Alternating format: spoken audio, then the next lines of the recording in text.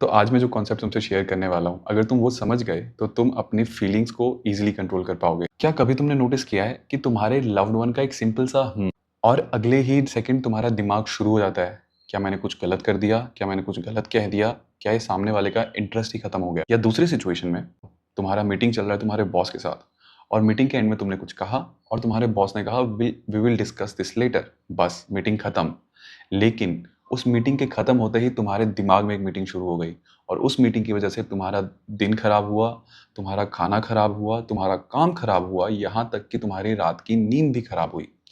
तो अब सवाल ये उठता है कि इसमें दोषी कौन है? दोषी वो लव्ड वन है या वो मैनेजर है या वो दिमाग? तो न्यूरोसाइंस की एक बहुत influential theory of constructed emotion, Lisa Feldman Barrett ने 2017 में एक थ्योरी बनाई। इसके अकॉर्डिंग ब्रेन सिर्फ दुनिया देखकर रिएक्ट नहीं करता, ब्रेन रिएक्ट करता है बेस्ड ऑन प्रिडिक्शन, और वो प्रिडिक्शन बनाता है हमारे पास्ट इमोशन से, हमारे पास्ट एक्सपीरियंसेस से, हमारे बॉडी सिग्नल से और हमारे करंट सिचुएशन से। ये सारी चीजें मिलके एक मीनिंग बनाती हैं, मीनिंग चीज हम परसीव कर रहे हैं उसका, और वो मीनिंग कंस्ट्रक्ट करती है इमोशन को। इसलिए मैनेजर का लेट्स डिस्कस इट लेटर एक इंसान के लिए नॉर्मल हो सकता है पर दूसरे इंसान के लिए लाइफ चेंजिंग, जबकि इवेंट सेम था, बस इमोशन अलग थे। क्यों? क्योंकि उनका मीनिंग अलग अलग था दोनों इंसानों के लिए। और अब यहाँ आती है इंटरेस्टिंग बात। लगभग 2500 साल पहले श्री पतंजलि ने अपने योग सूत्रों में लिखा था इसके बारे में। उन्होंने बताया था चित्त वृत्ति के बारे में, और उनमें से एक वृत्ति है विप्रया, जिसका मतलब है गलत समझ। जब जो तुमने देखा और जो तुमने समझा दोनों एक नहीं है।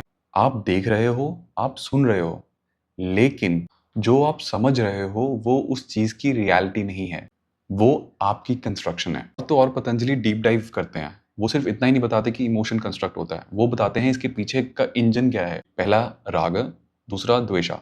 रागा मतलब जो चाहिए और द्वेषा मतलब जो नहीं चाहिए। तो अब तुम्हें प्रॉब्लम समझ में आ गई है इमोशंस के पीछे की। प्रॉब्लम ये नहीं है कि सामने वाला क्या कर रहा है, प्रॉब्लम है कि हम कैसे रिएक्ट कर रहे हैं और हमारे अंदर क्या चीज चल रही है। सोल्यूशन क्या है? Solution Fairlie simple. अगली बार जब भी कुछ हो तो ये 3 सवाल पूछ। फैक्ट क्या है? दूसरा, मैंने उसका क्या मीनिंग बनाया? तीसरा, क्या वो मीनिंग पूरा सच है? जब तुम ये 3 चीजें करोगे तो तुम्हारे सामने एक बहुत क्लियर पिक्चर क्रिएट होगी। और यहीं पे स्टोइसिज्म का एक बहुत प्यारा वो आता है कि you don't hold power on external events, you only have power on what is happening inside of you. And I hope this clarity motivates you. And with that said, I wish you well. Cheerio.